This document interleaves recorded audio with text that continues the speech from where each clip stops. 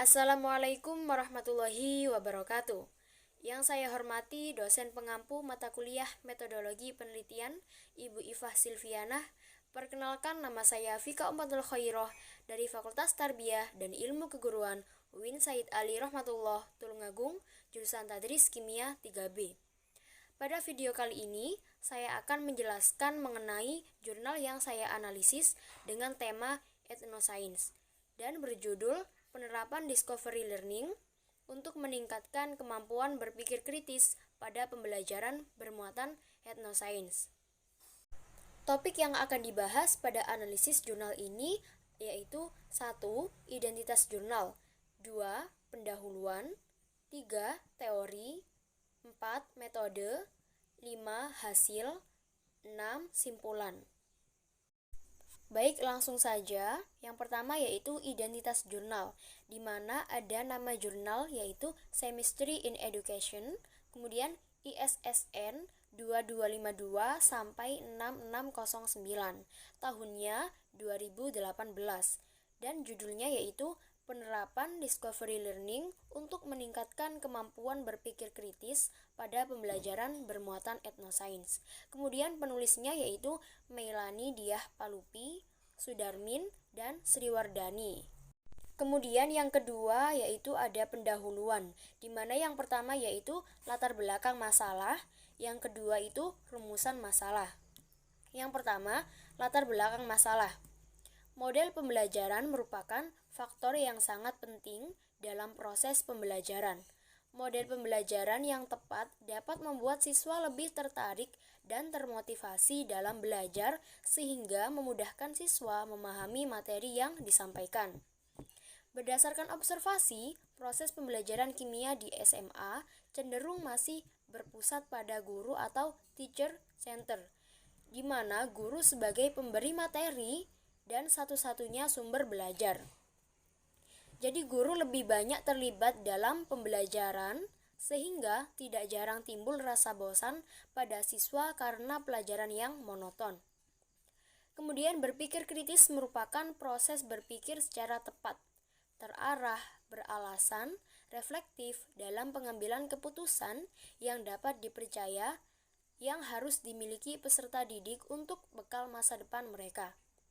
Dan metode pembelajaran yang kurang tepat itu juga dapat berdampak pada siswa susah memahami materi yang disampaikan guru.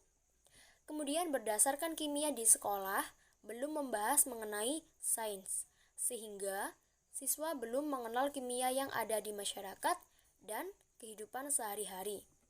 Pembelajaran bermuatan ethnoscience akan meningkatkan rasa ingin tahu siswa terhadap kimia yang ada dalam masyarakat, sehingga mendorong siswa untuk melakukan penyelidikan dan menemukan konsep secara mandiri. Yang kedua yaitu rumusan masalah, di mana dalam rumusan masalah atau permasalahan pada analisis jurnal ini yaitu apakah penerapan model discovery learning dapat meningkatkan kemampuan berpikir kritis siswa dalam pembelajaran bermuatan ethnoscience? Baik, untuk selanjutnya langsung saja pada pembahasan poin ketiga yaitu teori.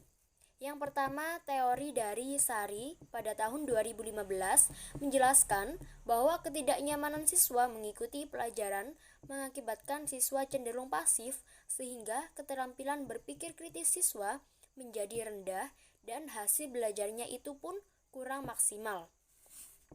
Kemudian, yang kedua, Thomson pada tahun 2011 menjelaskan berpikir kritis merupakan keterampilan yang paling penting bagi pemecahan masalah, penyelidikan, dan penemuan. Yang ketiga, Yotiani pada tahun 2016 menjelaskan bahwa peningkatan kemampuan berpikir kritis siswa dapat dilakukan melalui pembelajaran yang mendorong timbulnya keingintahuan siswa untuk melakukan penyelidikan. Yang keempat, Nisa pada tahun 2015 menjelaskan bahwa pembelajaran berpendekatan ethnoscience membuat siswa lebih menghargai alam dan memanfaatkan sains dalam kehidupan sehari-hari. Kemudian yang kelima, teori Arvianawati pada tahun 2015 menjelaskan bahwa model pembelajaran kimia berbasis etnosains sangat berkaitan dengan kehidupan sehari-hari sehingga dapat membantu siswa untuk memahami materi pelajaran kimia. Kemudian yang keenam, Saiful Bahri pada tahun 2015 menjelaskan bahwa model discovery learning memberikan kesempatan kepada siswa untuk berpartisipasi aktif selama proses pembelajaran. Kemudian yang ketujuh yaitu teori dari Sudarmin pada tahun 2016 menjelaskan bahwa guru harus memberikan kesempatan muridnya untuk menjadi seorang problem solver, seorang scientist, historian, atau ahli matematika dalam model discovery learning. Pada poin keempat yaitu ada metode. Yang pertama yakni jenis penelitian, yang kedua waktu dan tempat penelitian, yang ketiga target atau subjek penelitian, dan yang keempat yaitu teknik pengumpulan data. Saya akan menjelaskan dari poin yang pertama yaitu jenis penelitian. Nah, jadi jenis penelitian yang saya gunakan pada analisis jurnal ini yaitu through experimental design dengan desain pretest, posttest, control group design. Kemudian waktu dan tempat penelitiannya ini di salah satu SMA di daerah Meranggen, Demak, Jawa Tengah, dan tahun pelajarannya itu 2016 atau 2017. Kemudian target atau subjek penelitiannya itu siswa kelas 11 IPA yang terdiri dari 6 kelas. Dan teknik pengumpulan datanya itu menggunakan metode pengumpulan data, metode tes, yaitu pretest dan posttest. Kemudian instrumen tes yang digunakan ini itu soal pilihan ganda beralasan yang bermuatan etnosains berjumlah 15 soal yang disusun berdasarkan indikator kemampuan berpikir kritis untuk mengetahui kemampuan berpikir kritis siswa. Kemudian analisis data penelitian ini menggunakan analisis data tahap awal dan tahap akhir. Jadi analisis data tahap awal ini terdiri atas uji normalitas dan uji homogenitas. Dan analisis data tahap akhir ini terdiri atas uji normalitas, uji homogenitas, uji T satu pihak atau uji pihak kanan, dan uji N-gain. Nah, untuk selanjutnya pembahasannya yaitu hasil, di mana hasil ini menjelaskan bagaimana hasil dari jurnal yang dianalisis. Jadi hasilnya yaitu proses pembelajaran dengan model discovery learning dalam pembelajaran bermuatan etnosains menuntut siswa untuk berpikir secara terstruktur dalam menemukan suatu konsep. Nah, pada tahap stimulasi siswa dilatih untuk fokus terhadap permasalahan yang diberikan. Kemudian mengidentifikasi masalah sampai akhirnya tahap menyimpulkan. Nah, pada kelas kontrol, siswa mempelajari materi dengan cara mendengarkan penjelasan dari guru, sehingga siswa kurang bisa membangun pengetahuannya sendiri dan cenderung menghafalkan apa yang dijelaskan oleh guru. Nah, penerapan model discovery learning ini pada penelitian dapat melatih siswa menemukan konsep secara mandiri, sehingga melatih kemampuan berpikir kritis siswa. Berdasarkan hasil penelitian menunjukkan bahwa kemampuan berpikir kritis masing-masing indikator untuk kelas eksperimen maupun kelas kontrol mengalami peningkatan. Kemudian hasil analisis peningkatan kemampuan berpikir kritis secara klasikal baik kelas eksperimen maupun kelas kontrol juga mengalami peningkatan. N-gain secara klasikal pada kelas eksperimen sebesar 0,76 yang termasuk pada kategori tinggi, sedangkan N-gain kelas kontrol sebesar 0,69 yang termasuk kategori sedang. Jadi peningkatan kemampuan berpikir kritis pada kelas eksperimen lebih besar daripada peningkatan kemampuan berpikir kritis pada kelas kontrol. Mengapa?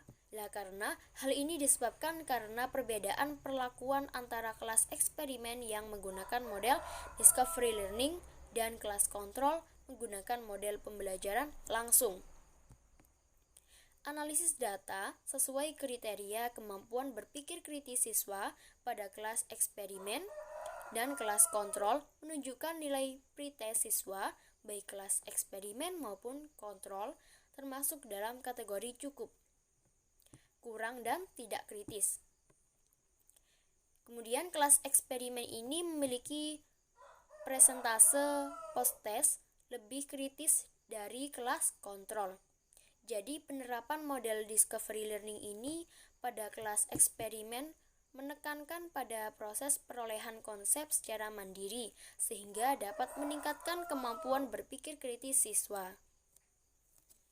Kemudian pada pembahasan yang keenam merupakan yang terakhir yaitu simpulan. Jadi simpulan dari jurnal ini yaitu berdasarkan hasil penelitian dapat disimpulkan bahwa penerapan model discovery learning dapat meningkatkan kemampuan berpikir kritis siswa pada pembelajaran kimia materi hidrolisis bermuatan etnosains. N-gain secara klasikal untuk kelas eksperimen sebesar 0,76 yang termasuk dalam kategori tinggi dan lebih besar dibandingkan N-gain kelas kontrol yaitu sebesar 0,69. Cukup sekian penjelasan dari analisis jurnal saya. Mohon maaf apabila ada kata-kata yang kurang berkenan. Terima kasih. Wassalamualaikum warahmatullahi wabarakatuh.